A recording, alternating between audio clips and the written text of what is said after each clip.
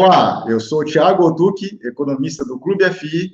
Estamos em mais uma edição do Clube FI Entrevista. E antes de chamar o nosso convidado de hoje, eu gostaria de deixar aqui o nosso recado de sempre. Então, se você está gostando das nossas entrevistas, das nossas lives, não deixe de fazer aqui a sua inscrição no nosso canal do YouTube. Também não deixe de acessar o nosso site, o clubefi.com.br. Conheça lá os nossos planos de assinatura. Eu tenho certeza que você vai gostar das nossas ferramentas e do nosso conteúdo. E se você estiver começando agora nesse mercado, também não deixe de acessar a nossa página do curso de fundos imobiliários, que está agora na sua segunda edição. Bom, o nosso convidado de hoje é o Gustavo Bueno, que é analista de fundos imobiliários da XP Investimentos. Tudo certo aí, Gustavo? Tudo ótimo. Como é que você está, Thiago? Tudo certo. Então, queria agradecer de novo, né, a tua participação, ressaltar aqui para a nossa audiência que você já participou do nosso programa no ano passado, foi em setembro. Então, quem tiver interesse em acessar o conteúdo, que foi excelente da nossa primeira entrevista, é só acessar a nossa playlist. Bom, Gustavo, a perspectiva de crescimento da economia brasileira caiu, né, desde o começo do ano. Né, o crescimento agora do primeiro trimestre foi ruim, né, assim como toda aquela expectativa que a gente tinha em relação à reforma da Previdência, né, em relação à velocidade dessa aprovação. Então, queria que você falasse um pouco da tua visão de como isso pode afetar a trajetória de crescimento do mercado de fundo imobiliário. Né, então, você poderia atualizar o teu cenário, né, da nossa última conversa lá em setembro do ano passado, que você passou uma visão bastante otimista. Claro, sem problema nenhum. Quando a gente falou lá em setembro do ano passado, falar de uma visão otimista era novidade aí, né? Era uma coisa bem diferente, que era antes da eleição, ainda não tinha saído todos os resultados e tudo, né? A curva estava longe de comprimir ainda, então falar nesse retorno de fundo imobiliário, que foi muito o que aconteceu, né? Depois do que foi ali outubro, principalmente depois janeiro, a gente teve 2 meses que a gente andou de lado, e agora o último mês, maio, o mercado andou bem de novo, né? Então, só para comentar, o primeiro movimento entre outubro e janeiro foi principalmente né, essa onda de otimismo que pegou o mercado, né? Ali, já em janeiro, a gente tinha um focus de 2,5 de PIB, né? A partir do momento que a reforma começou a entrar mesmo, enfim, em pauta no Congresso, etc., essas coisas, né, viu-se que ia se alongar muito mais. Primeiro trimestre, efetivamente, não foi dos mais brilhantes.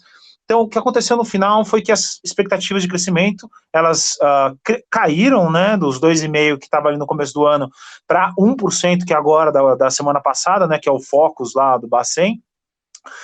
Isso realmente muda um pouco o nosso cenário, né. Uma coisa que eu tenho estressado demais é o seguinte, eu já estressava em setembro do ano passado, eu continuo estressando agora, é o seguinte, o mercado imobiliário, ele obviamente, ele responde a influências de PIB maior, né, atividade, etc., e isso é muito importante. Mas até mais importante do que isso, tá, o PIB, ele tem que ser positivo. Acho que essa é a principal mensagem que eu ainda gostaria de passar.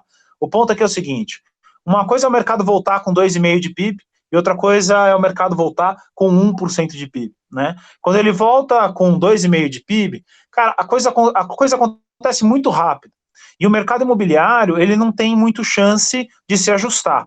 Ele está ainda desajustado, né? Ainda tem vacância para fechar, ainda tem muita coisa para acontecer, mas assim, a 2,5%, num pace de 2,5%, isso acontece muito rápido. Essa volta muito rápida, e aí eu vou dar aqui a minha opinião, o meu parecer, tá? Ela não é exatamente a melhor coisa para o mercado imobiliário, tá? Eu prefiro muito mais ter 5 anos de um crescimento constante, inflação controlada e juros muito baixos, do que ter 2, 3 anos de uma porrada que efetivamente possa fazer com que os preços de aluguéis passem do ponto, né? Um pouco, né? Então, é óbvio que eles ainda estão voltando, eles estão saindo de um bottom, mas, né, de um mínimo, mas assim, a ideia de que a gente pode ter um crescimento constante, razoável, positivo nos próximos anos, isso é uma coisa que me alenta muito mais do que o fato de voltar ou não numa porrada só, tá? Eu sempre dou um exemplo que para mim é fatídico. Nos Estados Unidos, em 2008, 2009, lá quando teve a crise, e depois, o que aconteceu foi juros baixos durante muito tempo. Se você olhar a indústria de REITs ali, eles saíram de algo em torno de 300 bi para 1 tri em, acho que foi 7 anos, alguma coisa assim, de dólar, tá? E você pode ver que o movimento de entrada e novas emissões e crescimento foi justamente, cara, com o PIB que ainda estava retornando, mas assim, taxa de juros sempre muito baixa e tudo muito bem equilibrado. O que eu gostaria de ver a partir de agora aqui no Brasil era justamente o mesmo movimento. Então, assim, o fato de ser um PIB menor não me assusta, na verdade, me dá mais alento de que ter mais certeza de que esse mercado ele vai continuar crescendo durante bastante tempo. O fundamento microeconômico ele continua, você não tem novas ofertas chegando no mercado, então a vacância vai cair, né, a disputa aí entre inquilinos vai aumentar, né, por espaços que não existem mais, então naturalmente isso volta, né, de uma maneira ou de outra. Então, do ponto de vista, né, do nosso ponto de vista aqui, esse PIB um pouco mais baixo, ele é melhor, não pior, ele mantém a indústria crescendo por mais tempo. Sobre o fato dele ser 1% ou 2,5% ou 0%, a maneira como a gente vê, ok? 1%, ele ainda é uma faixa que a gente se sente confortável, não é uma faixa maravilhosa, mas é uma faixa que a gente se sente confortável. A economia ela continua crescendo, as empresas continuam crescendo e continuam demandando por espaço. Qual que é o problema? O problema é quando se esse número, ele puder chegar a 0. Se ele for 0, a empresa não cresce. Se ele for 0, na hora que você vai fazer alguma alocação, você tem que roubar a empresa de um lugar para levar para outro. E isso é muito ruim. Né? Isso gera uma disputa entre proprietários para preço de aluguel, que é muito ruim. Então, o que eu estou querendo dizer aqui? Qualquer valor entre 0 e menos alguma coisa é ruim para imobiliário, isso não tem como negar, não tem como jogar de outra maneira, tá? Porque o proprietário passa a disputar mais aí por inquilinos que não vão estar crescendo, mas assim, enquanto esse número estiver positivo, e aí principalmente esse 1% aí que é bem um mínimo do que a gente está trabalhando, que a gente se sente confortável ainda, para esse crescimento de longo prazo, enfim, a coisa ainda anda muito bem, tá? Lógico que assusta, né, todo mundo vendo o negócio cair, mas uma coisa que a gente ainda não viu, e aí é um detalhe do Focus, tá? Ao longo do tempo, é o seguinte, a gente viu o PIB cair bastante ao longo de todo esse período. Inflação, durante 2019, o pessoal subiu de 3,7, 3,8 no começo do ano, para uns 4,10, 4 e pouquinho, agora há pouco, porque deu um spike de inflação, que já ia voltar, tá? É coisa de choque de oferta em alimentos, é coisa que não tem nada a ver. Então, já ia voltar. Agora que o PIB ele está sendo menor, já tem novas expectativas para o IPCA de 3,8. Se o IPCA vai ser 3,8, por que diabos o Focus ele continua em 6,5 lá como mediana das expectativas, né? Por que ele não é menor? Então, assim, uma coisa que eu acho que o Focus ainda não está precificando, por exemplo, é uma queda na taxa de juros marginal ali, numa Selic que possa cair até o final do ano, entendeu? No final do ano falar de 6%, 5% alto, pode ser, entendeu? E se isso acontecer, é mais uma compressão que a gente vê. E último ponto aqui só, eu falei, né, então de outubro até janeiro, as cotas de FII, elas foram se atualizando nessa nova curva de juros longos e tal, que comprimiu demais, né, elas diminuíram muito, né, essa taxa de juros básica aí, todo mundo via para frente. E agora, em maio, a gente viu um novo movimento desse. Esse movimento de maio, ao nosso ver, ele teve a ver, primeiro, com um Brasil que não está descarrilhando, tá? Então ele continua andando para o lado correto. E o segundo ponto daí é um movimento mundial, tá? O ponto é o seguinte, aí eu vou misturar um pouquinho de economia internacional aqui, você me desculpa, mas taxa de juros internacional é muito importante para a gente entender o que é taxa longa aqui no Brasil também. Nos Estados Unidos, emprego está muito baixo, né? Desemprego está muito baixo, desculpa. Desemprego muito baixo, isso leva a inflação mais alta, mas a inflação não está subindo nos Estados Unidos. Né? Você tem uma disrupção tecnológica lá que não deixa a inflação subir lá de jeito nenhum. Se a inflação não sobe lá, juros também não sobe lá. Agora que o pessoal realizou que juros não vai mais subir nos Estados Unidos, taxa de juros no mundo inteiro começou a cair. E caiu aqui também a taxa longa também de novo. E esse foi esse último movimento que a gente viu em maio, tá? Que a gente viu aí os fundos imobiliários subirem muito. A nossa carteira mesmo desempenhou super bem, enfim.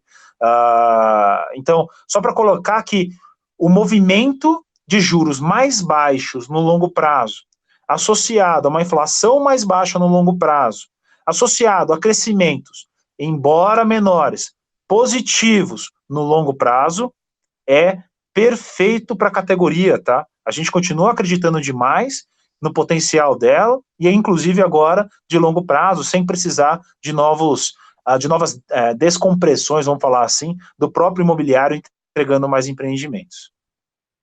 Certo, Gustavo. Então, quer dizer, o investidor não precisa ficar, na visão de vocês, né, enfim, da instituição e da área de fundos imobiliários, o investidor não precisa ficar desesperado, dado que as expectativas do mercado como um todo caíram e realmente, por exemplo, o desemprego, claro, o desemprego demora um tempo maior, mas ainda continua com uma alta taxa de desemprego. A gente teve, se tiver mais um resultado ruim no segundo trimestre, a gente pode entrar no que os economistas chamam de uma recessão técnica, e a parte política também não é o ideal do que estava sendo colocado no início do ano. Então, mesmo assim, você está colocando que tem uma visão positiva, e até você citou aqui, né, essa questão do crescimento. Então, até tinha colocado mais para o final aqui da nossa pauta, mas eu queria ler um trecho aqui do teu relatório, teu último relatório que a XP publicou, daí que me chamou bastante atenção, achei até uma afirmação, de certa forma, polêmica, né? Então, eu queria que você até comentasse isso. Você colocou o seguinte parágrafo, né? Nesse cenário de expectativa de juros baixos por um longo período, também os fundos imobiliários têm apresentado fortes altas. Ademais, enquanto os números de atividade forem positivos e novas entregas de empreendimentos forem escassas, certamente esses ativos se mostrarão cada vez mais rentáveis. Agora vem a frase, né? A falta de atividade mais lenta, a volta da atividade mais lenta que o esperado, inclusive, tende a beneficiar o setor, que passa a ter um crescimento sustentado e alinhado com a atividade no médio prazo. Quer dizer, é essa última frase que eu achei bastante polêmica, pela ideia que o crescimento menor, então, ele é positivo para o setor imobiliário? O ponto aqui é que o setor imobiliário ele tem um ciclo muito longo, e pessoalmente a gente não quer trabalhar no curto prazo, né? A gente quer trabalhar no longo prazo.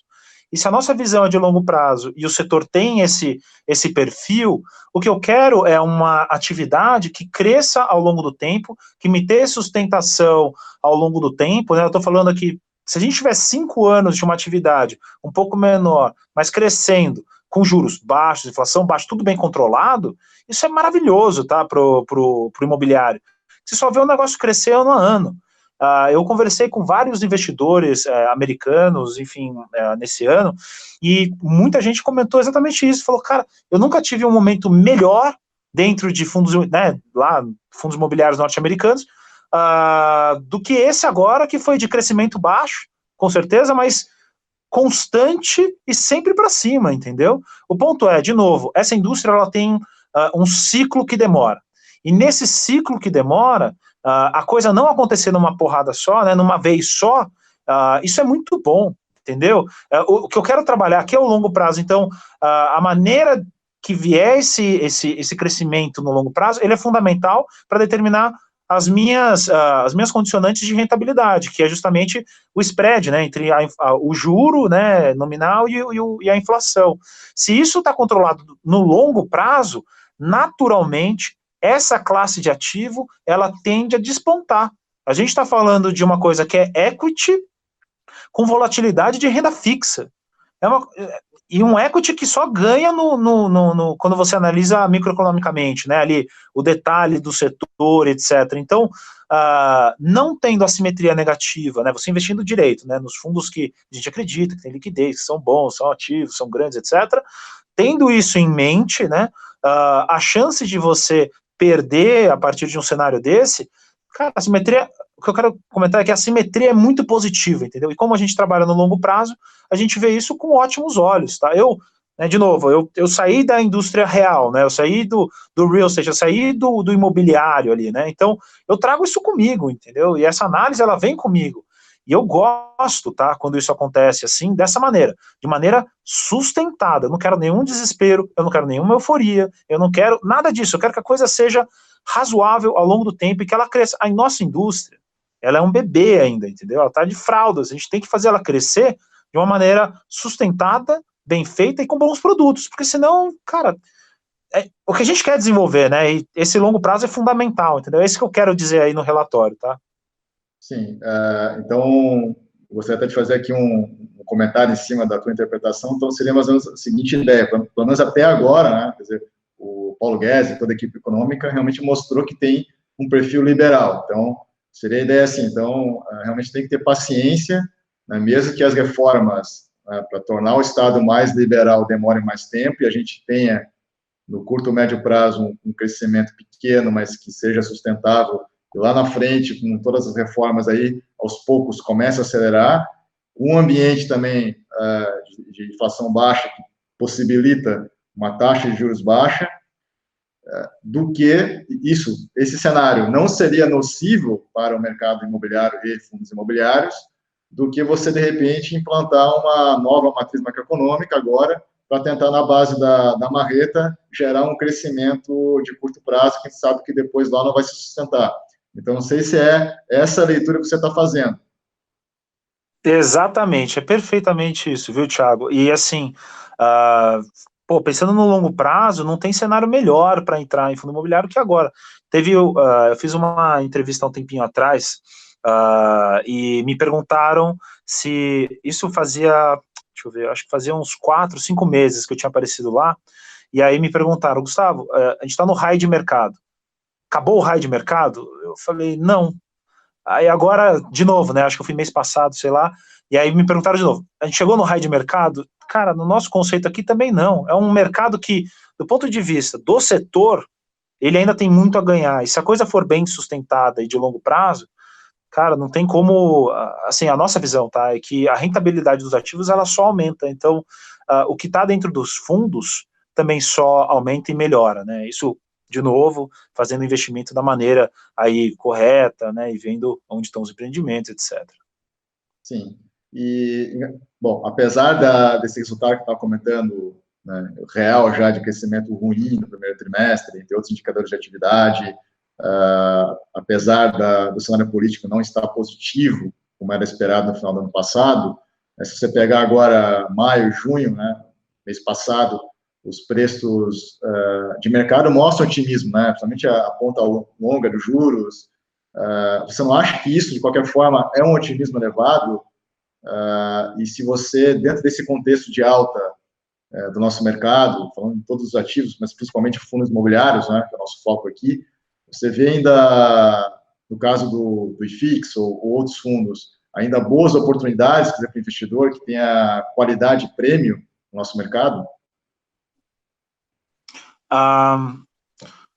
Olha, sobre juros longos mais baixos, né? Isso daí tem tudo a ver com o cenário que a gente acabou de comentar, né? Então, se isso é uma realidade, né? E aí até tirando um pouco do que é a ideia do André Freitas, tá? Lá da Rede, lá também, porra. Ele mesmo tem esse discurso, né? Disrupção no mundo inteiro, inflação mais baixa, então juros longos mais baixos. Então, se esse cenário realmente é verdade e aqui a atividade realmente ela vai voltar, mas ela vai voltar devagar, cara, juro real é baixo. E se esse juro real é baixo, esse é o setor para você investir, né? Então, desse ponto de vista, a gente está bem tranquilo. Sobre oportunidades que a gente vê aí na tela, você pode ver nos nossos relatórios, né, e de cada um dos fundos, a gente está acompanhando agora, acho que são 70 e tantos fundos, a nossa cota target basicamente bate em quase todos eles, né? Então, assim, é lógico que você não tem nada descontado na tela, tudo está mais ou menos precificado da maneira como está na tela, são raras as aberturas e chances que você tem de entrada com algum upside óbvio, como era, por exemplo, há um ano atrás ou 2 anos atrás, né? Essa jogada mais ou menos acabou, mas a gente vê um espaço bem grande nesses fundos que têm crescido, né? Essas emissões, quando elas sempre saem com algum desconto, muitas vezes vem algum fundo novo que é diferente, que ele vem com algum ativo bom também, de bem originado, de algumas casas, isso acaba, enfim, dando bons rendimentos também. No momento em que esse fundo, ele né, aquelas cotas elas voltam para negociação depois de uma oferta, geralmente algumas pessoas, a gente não concorda muito com esse movimento, mas algumas pessoas vão lá, aproveitam para vender com um pouquinho de ágio que o cara ganhou ali, né, em, sei lá, 2, 3 semanas entre o final da oferta e a entrada do recibo. Quando isso acontece, é um bom momento de entrada na carteira de uma... Né, a nossa carteira, a gente evolui muito bem assim, né? Um exemplo, quer ver, ó, o FFCI, que é da Rio Bravo lá, é um fundo que eu gosto muito, cara. Assim, as propriedades são muito boas, entendeu? Eles têm alguma exposição no Rio, mas é pequena. No começo do ano, eles estavam pagando 60 centavos, isso, eu acho que era isso. Eles pagavam 60 centavos, depois ele ia cair para uns entre 30 e 40, era bem menor. A gente colocou na carteira em dezembro, porque eu sabia que no final do ano ele ia pagar 90 centavos. Cara, na hora que a gente colocou na carteira, o pessoal viu isso, né, achou convincente o pitch, e efetivamente o papel ele subiu, eu acho que ele estava em 150, já não lembro mais, e ele foi ali para uns 170, que era mais ou menos o nosso target. Beleza, bateu nosso target, a gente já mostrou para o público que isso ia acontecer, legal, o pessoal entrou, é um fundo bom, pode ficar, não tem problema nenhum. Eu tirei da carteira para mostrar outras coisas. Cara, na hora que eu tirei da carteira, às vezes o fundo perde um pouquinho pressão compradora. Cara, caiu para 160, entrou de novo para minha carteira, entendeu? O lance tem que ficar sempre vendo o que é e o que não é target, do que é a remuneração desses ativos ao longo do tempo, para a gente poder fazer essas entradas bem feitas. Mas assim, mesmo entrando no target, as rentabilidades são muito boas, porque de uma maneira ou de outra, esse aumento do aluguel, ele vem, entendeu? Olha agora, não mais HGJH, o HGPO, por exemplo, né? Ele está vendo, cara, aumentos de locação de 20% acima da inflação. Olha lá no HGRE, né? O HGRE enfim, já tem alguns ativos que já não são tão bons, mas lá no Berrini One, eles já fizeram revisional com 20% também na cabeça, né? Então, assim, tá vindo, o mercado ele vai vir, né? Você comprando direitinho e seguindo bem a sua carteira, esse rendimento vem, o retorno vem, e assim, a gente tem muita convicção de que se esse cenário macro ele continuar, cara, esse mercado só tende a crescer e cada vez mais, tá? E, Gustavo, qual que é o cenário que a XP está trabalhando agora, então 2019, 2020, né? Eu sei que vocês têm uma equipe completa, enfim, inclusive avaliam o cenário doméstico, externo, fatores políticos, né? Então, é uma constante do nosso fórum essa discussão, porque tem esses números também que o investidor olha, que, o mercado passou de 100 para 300 mil investidores, né, olhando o preço e valor patrimonial de vários fundos, né, alguns, tipo, o corporativo já comprimiu bem o dividend yield, tá? Enfim, a pessoa fica preocupada se não está pagando caro, né? Então fica olhando para possíveis fatores de risco que possam ocorrer e possa levar a uma correção de mercado. Então, muitos ficam com receio de aumentar a posição ou entrar nesse mercado. Então, eu queria que você avaliasse quais são os principais fatores de risco que o investidor tem que monitorar, né, nessa entrada agora, né, aumentar a posição, entrar nesse mercado de fundos imobiliários. O juros, você falou, acho que também realmente está um pouco mais evidente que a alta dos juros, que seria um fator de risco elevado, eu acho que é uma probabilidade pequena, né? Mas você acha, então, que uma estagnação da economia, que é um fator mais doméstico, ou algum outro fator político, ou mesmo um fator externo, isso, 2019, 2020, vocês olham com algum fator de risco, isso? Cenário base é passar a previdência, né, de algum jeito, e cenário base é ter reforma tributária também.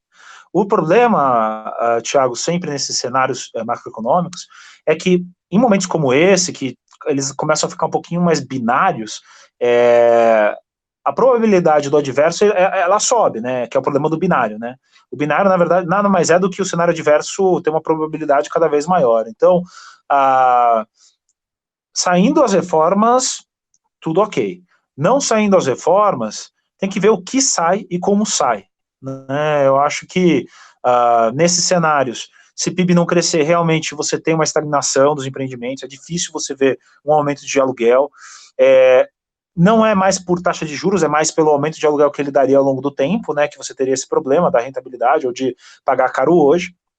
Mas assim, de novo, nosso cenário base, ele continua sendo a ideia de que passa, E, cara, imobiliário é longo prazo, né? A gente está aqui trabalhando no longo prazo, falando que o PIB um pouquinho menor não tem problema, inclusive. Então, assim, comprar agora, da maneira como a gente vê, aumenta valor no futuro e tá tudo bem. Tá? Então, isso, pelo lado macro e pelo lado das adversidades que a gente pode passar, a gente continua trabalhando com bastante otimismo aí dentro desse mercado, tá? Apesar de ter esses problemas aí. Do ponto de vista de mercado de fundo imobiliário, né, do preço na tela, o que a gente tem em mente é o seguinte, procurar sempre a melhor entrada naquele fundo. Né? Será que a melhor entrada de um FVBI é hoje a R$135? Né? R$135, enfim, passa um pouquinho do nosso target ali, entendeu? Por mais que eles vão vender o fundo ali e tal, né, estão pensando em fazer aquela venda 28, 30 mil reais metro quadrado e tal, estão, né, articulando para isso acontecer, será que é realmente o momento de entrar a R$135? Até olhando para isso, a gente falou, cara, não é mais isso que a gente tem que mostrar na nossa carteira, vamos mostrar outra coisa na nossa carteira, e aí a gente mudou a jogada, né, acho que não foi nem essa a jogada que a gente mudou esse mês exatamente, mas há 2 meses atrás a gente foi lá e colocou, por exemplo, o Pátria na carteira, entendeu? Pátria abaixo de 100 pra gente é compra, não tem como, entendeu? A gente acha que eles vão conseguir alocar, e eles vão alocar pelo menos um pouquinho acima do que está o mercado. Se eles fizerem isso, a cota sobe acima de 100, entendeu? Então, é sempre o ponto de entrada, entendeu? Fazer um pouco de preço médio no preço que está na tela hoje talvez fosse interessante. Ou RBRR, por exemplo. As cotas acabaram de voltar, né, de entrar para negociação. O fundo caiu de 110 para 105. Porra, comprar 105 RBRR, cara, é bom, entendeu? Não é ruim. HGCR saiu de emissão também. Cara, caiu, é o momento de entrar, entendeu? Então, assim, sempre a ideia é a seguinte, sempre que você comprar fundo imobiliário, você está comprando risco Brasil, essa é a primeira coisa, que é o negócio do macro. A segunda coisa é, sempre que você for comprar um fundo, tenta comprar fundos que tenham alguma gordura, né?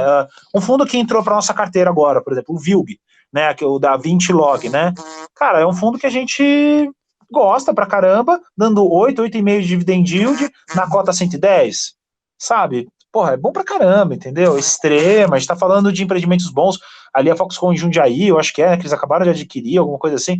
Enfim, cara, entendeu? É coisa boa, é coisa que vale a pena e com gordura. Então, essas entradas um pouco mais baratas, elas protegem com certeza o seu investimento no longo prazo, tá?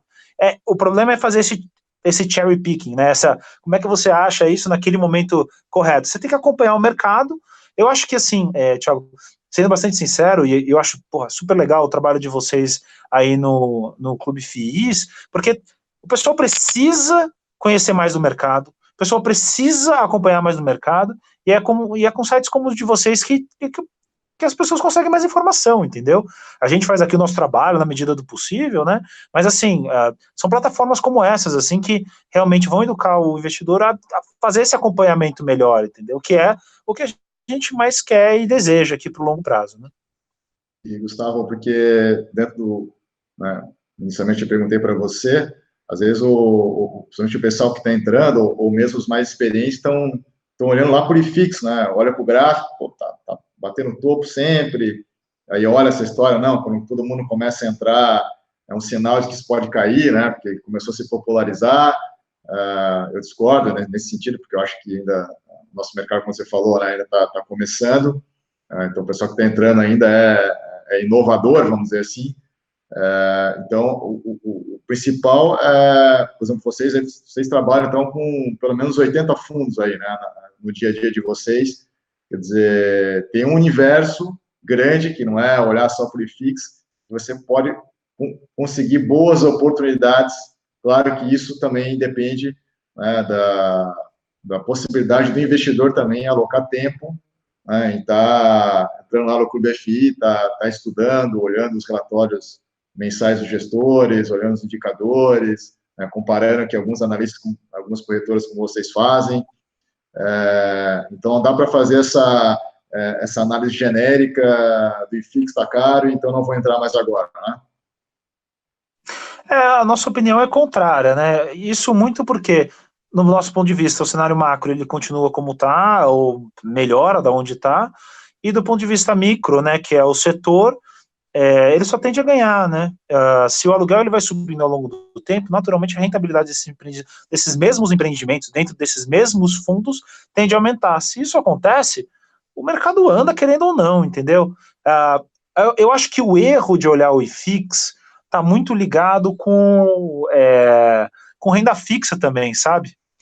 Quando você tem lá a compressão de taxa, obviamente, tudo, né, que está aqui no Brasil que é mais estruturado, ou bolsa, ou negociação e tal, sobe, né, a gente viu isso bastante com a bolsa também, mas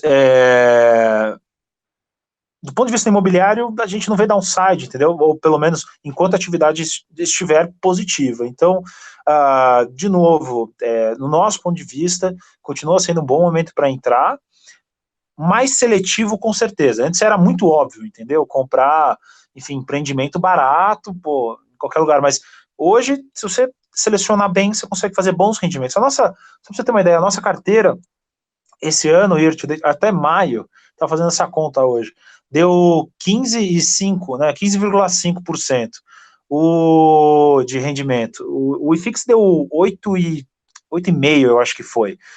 Cara, entendeu? Dá para fazer bons rendimentos, dá para fazer uma boa jogada, escolhendo bem quais são os papéis, entrando na hora certa, e assim, mexendo no longo prazo também, tá? Exato, a gente vem falando de forma insistente, quer dizer, todos os convidados aqui do programa, enfim, as lives que a gente produz, agora podcast também, sempre ressaltando que fundo imobiliário é um investimento de longo prazo, então requer paciência, disciplina, ter um estudo mínimo, né, para montar o seu portfólio. E como estava comentando aqui, as estatísticas do nosso mercado, então, muitos investidores novos, quer dizer, esses últimos meses, realmente o mercado vem se expandindo, a gente aqui no Clube FI, todo dia novos cadastros, mais gente participando do fórum, quer dizer, mais pessoas seguindo aqui a gente nas mídias sociais, e você trabalha em uma das maiores instituições financeiras do país, né, que agora se estruturou também muito, né, para poder atender esse público de fundo imobiliário. Então, no teu cotidiano, você está visualizando também essa demanda maior por parte do investidor, aquele que já estava em renda variável, ou mesmo aquele que, de repente, só estava em renda fixa. Quer dizer, os assessores da rede de vocês estão, quer dizer, a demanda de vocês aí do departamento de fundos imobiliários está crescendo também? Cara, muito, porque é difícil agora você fazer operações de renda fixa com um ágio muito grande, né? Você começa a ir para crédito um pouco mais privado, não são operações tão óbvias. E do ponto de vista de bolsa, você tem muita volatilidade também. Então, a maneira como a gente gosta de pensar em fundos imobiliários é aquele negócio, né? Você tem o equity, né? Então, o cenário da maneira como ele está se delineando, ele é favorável ao equity, né? O valor ali, cota, né? Tijolo, etc. E do outro lado, com uma volatilidade que é muito baixa, né? A volatilidade do IFIX é menor do que do IMAB, né? Pouco menor, né? Mas é menor, entendeu? Então, assim, se você considerar, então, títulos indexados à inflação, entendeu? Enfim, é uma ótima saída, né? E por isso a gente tem visto aí, cara, a XP captando pra caramba, e o pessoal muito empolgado mesmo com o produto, querendo saber cada vez mais, e assim, a gente com muita informação para poder fornecer também e ajudar, indicando inclusive outras plataformas aí como vocês, para eles conseguirem mais informação. Cara, a gente é super a favor disso. Acho que o grande ponto aqui é o cotista final ter a melhor informação nas mãos e poder tomar as melhores decisões, entendeu? Então, assim, a demanda aqui tem sido bem grande mesmo. E você que conversa bastante com gestores, administradores de fundos imobiliários, você está envolvido dentro desse ecossistema, quer dizer, do outro lado também, essas instituições estão otimistas no sentido também e há uma sinalização concreta de aumento de ofertas ainda para esse ano? Olha, eu nunca vi gestor tão feliz na minha vida, porque ele consegue, de um lado, captar dinheiro, porque está vindo dinheiro, porque longo prazo, de novo, né, juros, tal, não sei o que lá que a gente acabou de comentar, então ele consegue captar bem, captar bastante, captar com consistência, acho que isso é importante também, e do outro lado, ele consegue comprar a bons preços também, porque o PIB no curto prazo ele não está bombando, a reforma ainda não passou, né, você não tem uma loucura pelos ativos ainda, né, então como não tem tantos compradores ainda no mercado, esses caras conseguem bons preços também. Então, você consegue o melhor dos mundos para eles, entendeu? Eu acho que, de novo, e é o que a gente deixou lá no relatório, e é para onde a gente volta sempre, esse cenário de crescimento um pouco mais baixo, longo prazo, e da maneira como ele está se delineando, ele é perfeito para imobiliário. E do ponto de vista do gestor, então, nossa, nem se fala, entendeu? Porque vem a demanda de um lado, perfeito, e do outro ele consegue gerar, né, originar os ativos, que é uma tarefa, assim, cara, dificílima, entendeu? Demora, putz, rola negociação, aí tem a diligência de engenharia, diligência de jurídico, diligência de um monte de coisa. Então, assim, não é simples esse processo, e ele conseguir isso a um preço bom para oferecer aí para os cotistas é fundamental. Então, o cara ter os dois mundos na mão ao mesmo tempo, putz, isso é perfeito. E aí, nesse sentido, pensar em novas ofertas, eu acredito que sim, tá? Não tem por que não sair mais ofertas, porque se o cara consegue captar, ele consegue originar também, naturalmente, né? Enfim, esse é um pessoal que vai estar com bastante apetite aí, vindo para cima do mercado. Bom, interessante. Então, vai fechar as duas pontas, né? De um lado, você tem o investidor, né, querendo comprar fundo imobiliário, e os números estão colocando isso, né, com mais de 300 mil investidores, então que bom que do outro lado também os gestores estão bastante otimistas, porque também, como você falou, tem que originar, né, tem que ter imóvel para comprar, o recebível imobiliário, né, ou outros títulos imobiliários para colocar dentro da carteira, senão também não tem como colocar nada na prateleira aí no mercado para o investidor comprar. E você tocou num ponto, você estava falando aqui, né, a XP, entre outras plataformas aí de investimentos, quer dizer, o investidor, ele tem que estar, acho que ele já está bem consciente, até do que a gente já está falando desse cenário, que os juros, então, como a economia não está crescendo, a gente pode ter um tempo com crescimento ainda relativamente baixo, do que a gente gostaria, né, a gente já vem de um processo de recessão, então, possivelmente, realmente os juros tendem a ficar, a gente está olhando, a inflação também está relativamente controlada, olhando também para o ambiente externo, então a gente tenderia a ter essa taxa de juros nesse patamar, né, a taxa Selic baixa, e com possibilidade de reduzir, dependendo do comportamento do crescimento da economia nos próximos meses. Então, o investidor, acho que já está claro para ele que ele tem que sair lá do CDB, do fundo DI, porque senão ele não vai ter retorno. Né? E fundo imobiliário, então, é uma alternativa interessante que você colocou, né? Um veículo de investimento, então é renda variável, né? O ativo lá que está dentro do fundo, com volatilidade, como você falou, abaixo até do IMAB, né? Que é um tipo de renda fixa aí, de pré-fixado mais longo. E você, na primeira entrevista, tinha comentado, não sei se você poderia comentar novamente, alguns estudos que vocês fizeram no sentido de que a inclusão do fundo imobiliário dentro do portfólio, quer dizer, melhora alguns indicadores, como redução de volatilidade e melhoria de Sharpe. Tá? Isso, assim, sobre esse ponto, o negócio é o seguinte, como que o imobiliário ele funciona para diversificar a carteira, né? Toda vez que o imobiliário ele diminui a correlação com outras classes de ativos, toda vez que ele diminui a correlação, isso melhora o desempenho da carteira. Isso é fatídico, né? Porque você está diversificando a carteira, é um fato, né? E aí o ponto é o seguinte, quando que ele diminui a correlação? Ele diminui a correlação justamente nos momentos em que essa taxa de vacância, ela diminui. Ou seja, quando os fundamentos do próprio imobiliário levam essa categoria para frente. Então, qual que é o meu ponto aqui?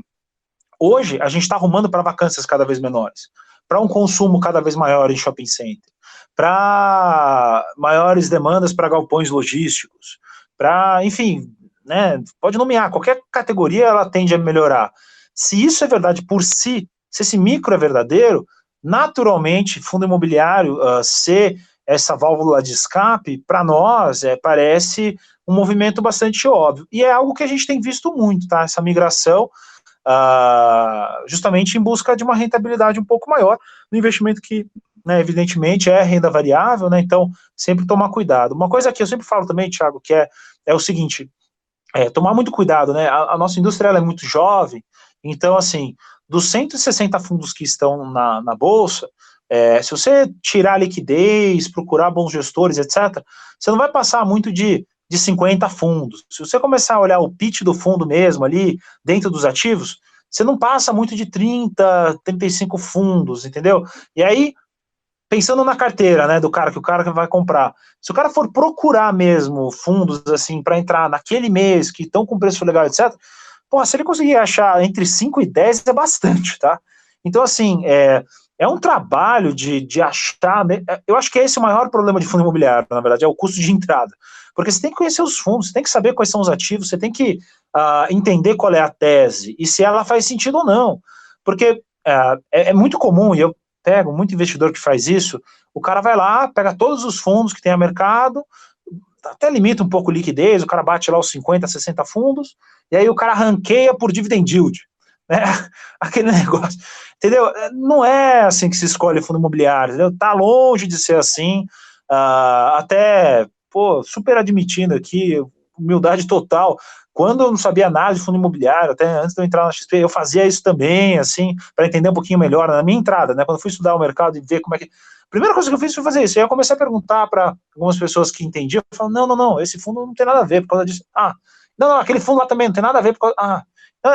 cara, esquece, não é assim que escolhe. Tá bom. Então aí você começa a procurar o fundamento e onde que está, né, o discurso do gestor, como é que isso provavelmente vai se desenrolar para frente. Então, assim, de novo, tem que tomar muito cuidado quando você entra nessa indústria, tá? Mas entrando da maneira correta e no momento correto, né, passado esse primeiro momento aí de esse custo de entrada que é aprender mesmo sobre a indústria, assim, na nossa cabeça, esse longo prazo vale muito a pena, tá? Enfim. Até um dos últimos convidados aqui do programa até brincou, né, que o pessoal adora um ranking. Enfim, a gente trabalha aqui também com ranking, mas o ranking é só para o mais... A gente fala, o ranking é mais por questão de curiosidade, enfim, mas não que vai ser você não pode ter uma tomada de decisão a partir de uma estratégia dessa simples que você falou, né? Fazer um filtro lá por liquidez, faz um ranking de dividend yield, não, então vou comprar os melhores aqui, né? Quer dizer, é muito mais complexo do que isso, vamos dizer assim. Então, a gente fala bastante na localização, que é o fator primordial, né? A qualidade do imóvel, dos imóveis da carteira, né? A qualidade de gestão, olhar as características dos contratos, quer dizer, tem que ir mais a fundo, né? Quer dizer, não é simplesmente fazer um ranking simples. Então, a gente sempre brinca, o ranking é legal, né? A gente está olhando, até por questão de curiosidade, mas não pode ser um modelo de tomar decisão de investimentos para montar o seu portfólio, né? Sabe que a gente tem um controle, né, um pouquinho aqui das coisas, de como que as pessoas escolhem os fundos, etc. E diz que uma das pesquisas mais comuns, assim, na hora de investir, é justamente o ranking por performance, assim, sabe? E pô, cara, você tem que passar muito além disso para investir em fundo imobiliário, entendeu? De novo, eu acho que tem um custo de entrada, esse custo de entrada ele não é baixo, tá? Pouca gente sabe de verdade a dinâmica do imobiliário e analisar ela, entender ela, para entender se tem, né, qual é a simetria, né, se ela é positiva ou se ela é negativa de verdade. Mas assim, passada essa barreira, cara, pô, da maneira como a gente trabalha aqui também, tá fazendo a carteira, é difícil você errar um pitch muito forte, entendeu? Pô, a gente está separando, de novo, liquidez, gestão, ativos e momento do fundo. Se você separa esses 4 pontos, é muito difícil você errar uma colocação, entendeu? Mas, de novo, tem que entender, tem que passar essa barreira e as pessoas têm que se acostumar um pouquinho mais com isso, né? Eu acho, né? Porque é difícil, né? Todo mundo, dificilmente o pessoal tem muito tempo aí para cuidar dos seus investimentos, etc.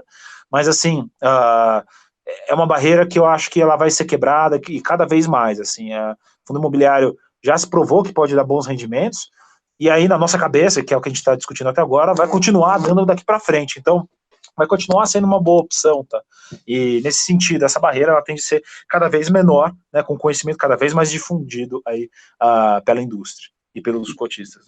Sim, com certeza. E o trabalho aqui do Clube FI é justamente esse, né? Ajudar o investidor iniciante a superar com maior facilidade, com maior velocidade essas barreiras, com a ferramenta que, com poucos cliques, você tem aí a informação na mão de todos os fundos listados. Eu entrevisto aqui não só analistas, mas gestores de fundos importantes. Outros vídeos falando sobre isso, lives, enfim, cursos. Então, hoje tem muita coisa à disposição que te vem aí produzindo aí para os investidores. E, Gustavo, como é que está hoje a carteira recomendada, a composição setorial? E uma pergunta também que gostaria de fazer, tirando os segmentos tradicionais, tipo, normalmente tem nos portfólios, laje corporativa, shopping, recebível, industrial e logístico, algum outro fundo, fora esses tradicionais, está chamando a atenção agora? A gente está indo com o básico, tá? A gente está indo muito de laje, né? Acho que 30% da nossa carteira é laje corporativa. O nosso peso entre shopping e galpão logístico é mais ou menos o mesmo, né? Enfim, acreditando de novo nessa volta do consumo, a expansão do e-commerce, tudo, acho que tudo isso funciona super bem, principalmente agora no curto prazo. Cada um eu acho que tem 22,5%, se não me engano, e a gente aumentou agora a nossa exposição a fundos de CRI. Esse aumento de exposição a fundos de CRI, ele veio justamente porque o mercado, o cenário, né, macro, ele mudou bastante, então a gente falou, olha, vamos ser um pouquinho mais cauteloso, vamos mostrar algumas opções que a gente está vendo aqui no curto prazo em fundos de papel, e que eu acho que pode funcionar bem também aí para os nossos investidores, né? A gente nunca fala que a carteira tem que ter um papel ou dois, ela tem que ser diversificada em todas as suas tipologias, né? Inclusive os fundos de recebíveis aí, que a gente acha que são ótimas opções também. Fora isso, a gente tem visto muitas novas jogadas, tá? Algumas, do ponto de vista de análise mesmo, eu gosto mais, algumas eu gosto menos. Só para dar dois exemplos da mesma casa, tá? Isso eu falo, inclusive para o próprio gestor, tá? Acho que não é nenhum problema falar aqui também. Mas, por exemplo, o Rio Bravo Renda Educacional lá, né? Eu gosto muito, cara, eu acho super legal, eu acho que é um fundo que tem muito a crescer, o cara consegue comprar caps maiores, né, cap rates maiores, então rendimentos maiores no curto prazo, não tem um upside de aluguel no curto prazo, mas assim, é um negócio que vai dar dividendo alto e vai seguir bem, é tipo... É como ter um galpão muito bom no meio da cidade, né? Se a faculdade sai de lá, por exemplo, você depois tem um trabalho difícil aí, que é você fazer essa segunda geração do empreendimento, né? Mas assim, o rendimento de saída ele é muito alto e ele é muito bom. Então, isso daí entrou na nossa carteira, tá? Super legal, porra, bom. Aí ele cresceu, bateu na sua cota target e a gente tirou. Que a gente... Eu tenho uma certa dificuldade de ver, assim, um benefício muito grande, por exemplo, o Rio Bravo, o Renda Varejo, né, o varejo deles, que era o antigo Agências Caixa, né, eles estão procurando novos portfólios para colocar para dentro, um pulverizado, etc. Cara, com 0,35% de ADM, você seguir 50, 60, 100 propriedades de ticket baixo, isso é muito difícil de fazer. Então, assim, essa é uma jogada que a gente vê com dificuldade, assim, ela sendo muito performática, tá, ao longo do tempo, porque qualquer problema que dá, é um problema desmensurado para uma carteira que dá muito trabalho e traz pouco dinheiro para a gestão, né? A gente gosta muito de analisar aqui também gestão, porque no fundo, se o gestor não está ganhando dinheiro, né, por que ele vai colocar peso ali? Por que ele não vai? Por que ele vai realmente trabalhar pelo cotista, né? Não é pelo prazer de acordar cedo e chegar na empresa e fazer as coisas. Então, o 0,35 não bate com o trabalho que dá o fundo, sabe? É uma tese que é super difícil, não é uma tese que a gente gosta muito. Uma outra tese que a gente tem gostado cada vez mais aqui, que eu gostaria de trazer, são duas, e aí são duas estratégias híbridas. Uma é o Renda Urbana, né, o Renda Urbana do CSHG, que eu já coloquei na carteira também por um bom tempo, gosto da teoria, eu gosto da maneira de pensar, de novo, a mesma coisa, você compra a rendimentos maiores, dividendos maiores, que você vai receber ao longo do tempo, gosto bastante, tá, de Renda Urbana, e de boas casas, boa gestão, né, e também, cara, fundos híbridos. Fundos híbridos, eles são interessantes pra caramba, porque o gestor ele tem uma liberdade maior para ele poder atuar, né? Então, por exemplo, um JSRE, eu acho super interessante, entendeu? Que ele virou um fundo de CRI durante a crise, entendeu? Ou então, não, depois ele foi lá, ele começou a comprar tijolo e, pô, tudo bem, então ele virou um fundo e comprou também fundo, ele virou um fundo de fundos também. Super interessante, entendeu? Ele consegue migrar de um lado, migrar para o outro, ou então até, cara, um Kinea, sabe, com ativo logístico e escritórios. É lógico que você não dá muita opção para o investidor, né, nesse sentido dele fazer a própria carteira e determinar as exposições que ele vai ter, mas é uma carteira mais ativa de gente que está no mercado vendo deals muito bons, então funciona muito bem também, tá? A gente não descarta nada que está do baralho, e assim, sendo bem feitinho e tendo uma tese que o cara consegue trabalhar bem e numa direção muito bem feita, a gente super apoia, tá? Eu acho super legal aí essas jogadas, e eu sempre reservo um espaço na carteira, quando a gente vê que o preço está razoável ali, né, na tela, inclusive, que a gente quer mostrar aí para os cotistas, né, para os investidores, para alguma jogada nesse sentido, tá? Porque realmente a gente tem que sair um pouquinho da nossa zona de conforto em achar que fundo imobiliário é só laje corporativa, logístico e shopping. Não é, tem mais coisa, entendeu? E pode ter muita coisa interessante aí no meio também. E já emendando aqui uma outra pergunta que tem a ver com essa que você está falando, né? Você que trabalhou em consultoria imobiliária, enfim, convive dentro hoje do ecossistema, né, de fundo imobiliário, quer dizer, está dentro de uma grande instituição, em contato com muita gente, é uma pergunta que todo mundo gosta, né? Enfim, especialistas que colocam isso, que é a ideia de tendências e inovações do nosso mercado. Quer dizer, a gente está muito concentrado aí, o pessoal acaba olhando muito, até por ter uma facilidade de avaliação de laje corporativa, shopping também chama atenção, por N motivos, o número de fundos também de recebível imobiliário é grande. Eu queria saber, então, o que você enxerga, né, de tendência futura para o nosso mercado, também em relação a inovações, para, de repente, ter mais fundos, esse renda educacional agora, que realmente virou um fundo de gestão ativa, quer dizer, de repente, bons fundos de varejo, que não sejam esses fundos de agências bancárias, né?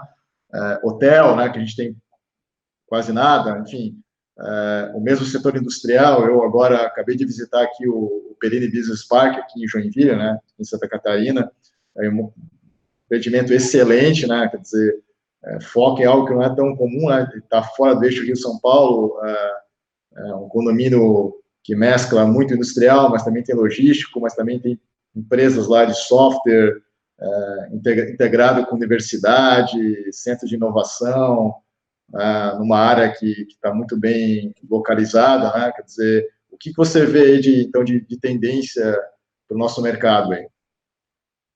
Eu acho que a ideia é sempre fomentar essas novas jogadas e, pô, super a favor. Hotéis, você comentou sobre hotéis, o único ponto de hotéis é que esse negócio do PIB influencia mais, tá? Então, tomar um pouco de cuidado, se você acha que o PIB realmente pode ser bem menor do que 1, ou se você não quer correr esse tipo de risco, porque realmente hotéis depende muito, enfim, de atividade econômica, tá? Então, só ficar ligado com isso, mas assim, é um pitch que a gente gosta muito também, tá? Longe de ter algum problema com isso, só o lance de atividade econômica que ela tem que deslanchar, né? Talvez seja um bom momento de entrada se você acredita na reforma da Previdência Tributária também, entendeu? Porque daí o preço lá na frente com certeza vai subir, né? Mas assim, falando de industrial, o Perini, cara, eu passei aí por Joinville outro dia e eu fui lá visitar. E eu achei o máximo, cara, achei ótimo assim, o empreendimento. O meu único porém com o fundo é que ele foi lançado lá atrás e ele não cresceu mais, né? E isso era uma coisa que eu comento sempre, né? Esse negócio do fundo ter essa visão de crescimento e ele ter uma liquidez cada vez maior, uma diversificação cada vez maior, isso é fundamental, né? E assim, o Perini é um que poderia crescer tranquilamente, porque lá tem, se eu não me engano, uma outra estrutura, né? Porque na verdade o Perini é muito maior do que só o fundo, né? E talvez o fundo pudesse crescer, sabe? No longo prazo. E isso era uma coisa que eu gostaria de ver muito, tá? Porque eu gosto muito do empreendimento. Um outro de industrial que saiu há um tempo atrás e que ainda não fez a 400 dele, né, inclusive, é o tal do Xpin, né, que é um empreendimento que fica aqui no interior de São Paulo, aqui em Atibaia, que é a mesma história, né, o dono lá, que é o Wagner, né, o dono do BBP, ele é um cara, pô, super apaixonado lá pelo empreendimento, fez tudo do bom e do melhor para indústrias que dificilmente vão sair de lá e que ele necessariamente cobra um pouquinho mais de aluguel por isso, né, então, jogadas, cara, super legais, muito boas também. Sobre educacional, de novo, apoio super, eu acho super legal, eu acho que tende a crescer, tá, esse tipo de jogada, tem que ver quantos players esse mercado aguenta, né, para não sair todo mundo bidando aí a tipologia, mas super interessante. E da parte do varejo, que você comentou também, aí é um negócio que, para mim, funciona pouco pela dificuldade de gestão, tá? Eu vi muito disso lá na Cushman, que é a dificuldade que é de você lidar com um negócio no interior, você tem que saber quem é o corretor de imóveis lá, que o cara vai te ajudar, quem vai fazer a obra, é longe, você tem que viajar, não é fácil, custa caro, e tudo isso alinhado com uma ADM muito baixa, dói, sabe, assim, é difícil de ver um negócio desse deslanchando muito. Posso estar errado, né, espero que eu esteja errado, espero de verdade que a Rio Bravo esteja certa e que o fundo cresça e que dê tudo certo, mas é um fundo que eu tenho um pouco de dificuldade, assim, para ver. E assim, de novo, né, estratégias híbridas, cara, eu gosto bastante de estratégias híbridas, eu acho que isso aumenta o leque do que o cara pode originar, trazer para dentro do fundo, trazer valor para dentro do fundo. Eu acho que a tendência, Thiago, é a gente ver fundos cada vez mais ativos, com regulamentos cada vez mais soltos. Esses regulamentos cada vez mais soltos, com gestores bons e ativos, cara, é uma arma perfeita, entendeu? Então, o ponto aqui é o seguinte, para tudo que acontece, né, você tem um lado bom e um lado ruim. Quanto mais é o lado bom, pior pode ser também o lado ruim. Então, você dá muita liberdade no regulamento, se o cara é muito bom, ele performa muito.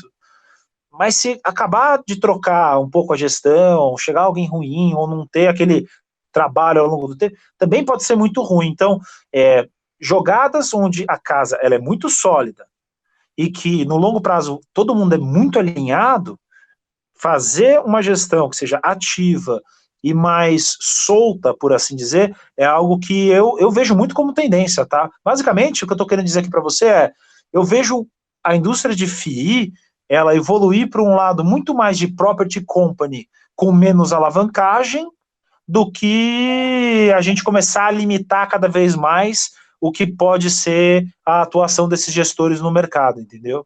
Porque esses gestores eles estão se especializando, todos eles estão ganhando cada vez mais experiência, muitos deles já vêm do mercado imobiliário, então, assim, a chance deles desempenharem cada vez melhor ao longo do tempo é cada vez maior, entendeu? Então, você ter isso mais livre dentro do fundo, e até por isso que eu falei do JSRE, né? É uma jogada mais livre, eu gosto do fundo, entendeu? Ou então, pega o fundo de fundos da RBR, né? Do Almendra lá, do Bruno Nardo, né? Cara, também, porra, jogada legal, entendeu? O cara tem uma parte que é CRI e tem uma parte que é fundo imobiliário. Quando o fundo imobiliário tá caro, ele compra CRI, entendeu? Tá ótimo. É isso, você tem que trazer o melhor rendimento para o seu cotista no final. Não importa. A estratégia tem que estar clara e a pessoa tem que ser muito competente, mas o que importa no final é aquele rendimento que você vê, enfim, na conta, né? E assim...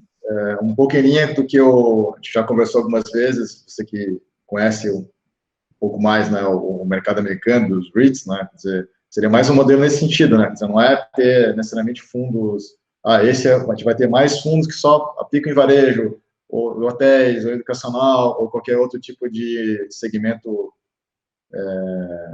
não tão comum, né, do dia a dia do mercado imobiliário, mas de repente ter uma visão que os fundos vão ter vão atuar como se fosse um fundo multimercado do segmento imobiliário, com uma liberdade de estar, dependendo do cenário, estar atuando de uma forma mais realmente ativa, né?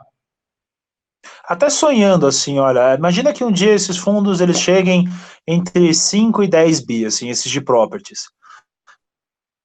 Cara, 5 a 10 bi, se você colocar entre 500 milhões e 1 bilhão em desenvolvimentos, ou em vacância, ou em retrofits, que podem trazer rendimentos muito mais altos para o fundo no longo prazo, cara, essa estratégia é ótima, entendeu? Você vai colocar lá 10%, 15% do fundo, talvez 20% do fundo numa estratégia dessa, e você não vai minar do outro lado o rendimento que você daria para o seu cotista. Então, assim, de novo, eu acho que a indústria de fundos tem tudo para arrumar para esse lado.